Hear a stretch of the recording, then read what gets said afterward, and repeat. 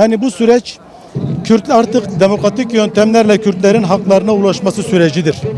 Bu süreç Kürt tarafının, Kürt örgüt yapısının mevcut süreci demokratik yönteme evirmesi kararıyla devletin de aynı adımları atarak Türkiye'de demokratikleşme sürecini başlatmasının gerektiği bir süreçtir. Savaş zor, barış çok daha zor bir iştir.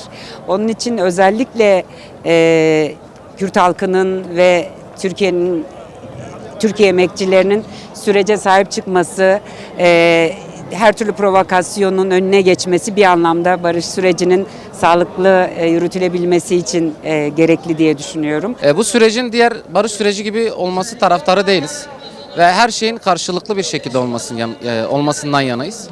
Bugün parti silah bırakma eylemi ve Türkiye ile ilgili herhangi bir silahlı mücadele eylemi gerçekleştirmeyeceğini söyledi. Türk devletinin de Türkiye Cumhuriyeti'nin de buna uyması gerektiğini düşünüyoruz.